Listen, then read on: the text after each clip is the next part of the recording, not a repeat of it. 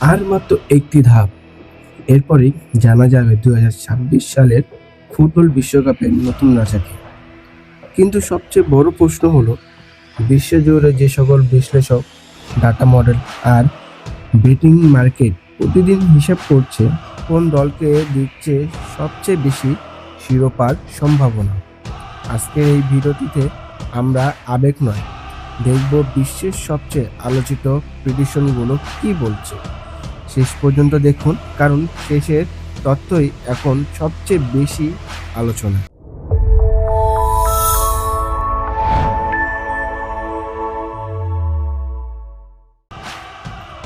বিশ্বকাপ শুরুতেই অনেকেই ভেবেছিল ফেভারিট দলগুলো হয়তো কঠিন হোঁচট, কিন্তু টুর্নামেন্ট যতই এগিয়েছে ততই পরিষ্কার হয়েছে শেষ লড়াইটা হবে ইউরোপের শক্তিশালী দলগুলোর সঙ্গে বর্তমান চ্যাম্পিয়নদের।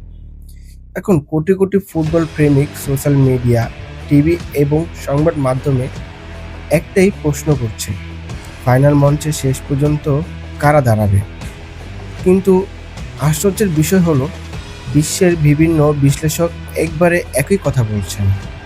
কেউ ফ্রান্সকে এগিয়ে রাখছে, কেউ আর্জেন্টিনাকে, আবার কেউ বলছে স্পেন হতে পারে সবচেয়ে বড় চমক। প্রথমেই আসি বেটিং মার্কেটের কথায়, কারণ বড় বড় বেটিং কোম্পানিগুলো শুধু অনুমান করে না, তারা হাজার হাজার তথ্য বিশ্লেষণ করে প্রতিদিন তাদের সম্ভাবনা হিসাব পরিবর্তন করে। বর্তমানে বেশিরভাগ আন্তর্জাতিক বেটিং মার্কেটের ফ্রান্সকে শিরোপার অন্যতম শক্তিশালী দাবিদার হিসেবে দেখা যাচ্ছে। তাদের স্কোয়াডের গভীরতা, গতি এবং বড় ম্যাচ খেলার অভিজ্ঞতার জন্য অনেক দলের চেয়ে বেশি। অন্যদিকে বর্তমান চ্যাম্পিয়ন আর্জেন্টিনাকেও কোনোভাবেই পিছিয়ে রাখা যাচ্ছে না। বড় ম্যাচের চাপ সামলানোর ক্ষমতা, দলগত বোঝাপড়া এবং নকআউট ম্যাচের ধারাবাহিক পারফরম্যান্সের কারণে অসংখ্য বিশ্লেষক মনে করেছেন আর্জেন্টিনা আবারও ফাইনালে পৌঁছাতে পারে। তবে এখানেই শেষ নয়।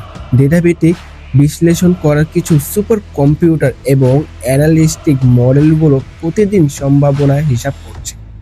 তাদের অনেকগুলোর মতে ফ্রান্স শিরোপা জয়ের সম্ভাবনা অন্য কোনো দল তুলনা সামান্য বেশি, তবে সেই ব্যবধান এতটাই কম যে একটি ম্যাচ, একটি গোল বা একটি ভুল সিদ্ধান্ত পুরো হিসাব বদলে দিতে পারে। তাই এখন প্রশ্ন হলো, যদি এসব আলোচিত প্রেডিকশন সত্যি হয়, তাহলে ফাইনাল কি আবারও দেখা যাবে আর্জেন্টিনা বনাম ফ্রান্স, নাকি শেষ মুহূর্তে অন্য কোনো দল হিসাব পাল্টে দিতে পারে, নতুন ইতিহাস লিখতে পারে? এর উত্তর জানতে হলে পুরো ভিডিওটি দেখতে হবে। বিশ্বের সবচেয়ে আলোচিত সম্ভাব্য ফাইনাল কোন দল? অনেক আন্তর্জাতিক বিশ্লেষক, ফুটবল পণ্ডিত এবং ডাটা মডেলের আলোচনায় বারবার উঠে এসেছে একটি ম্যাচ, আর্জেন্টিনা বনাম ফ্রান্স। কারণ দুই দলই বড় টুর্নামেন্ট ধারাবাহিকভাবে নিজেদের প্রমাণ করেছে। তবে একটি একমাত্র সম্ভাবনা নয়।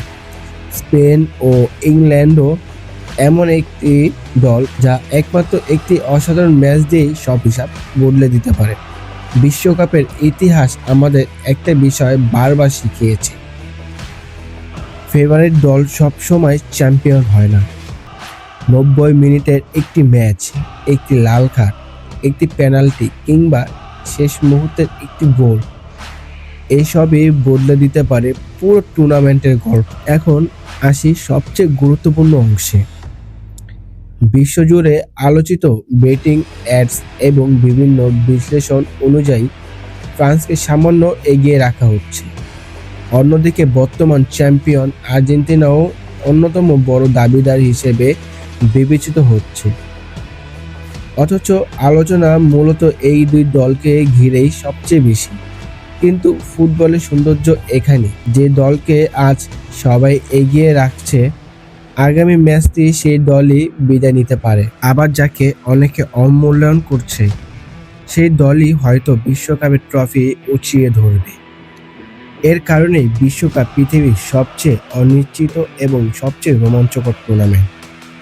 এখন কোটি কোটি সমর্থক অপেক্ষা করছে সেই মুহূর্তের জন্য, যখন শেষ বাঁশি বাজবে এবং একজন অধিনায়কের হাতে উঠবে ফুটবলের সবচেয়ে কাঙ্ক্ষিত ট্রফি। তাহলে প্রশ্নটা এখন আপনার জন্য, বিশ্বজুড়ে যে সকল প্রেডিকশন ঘুরে বেড়াচ্ছে সেগুলো কি সত্যি হবে, নাকি সব হিসাব উল্টে দিয়ে নতুন কোনো চ্যাম্পিয়ন জন্ম নেবে?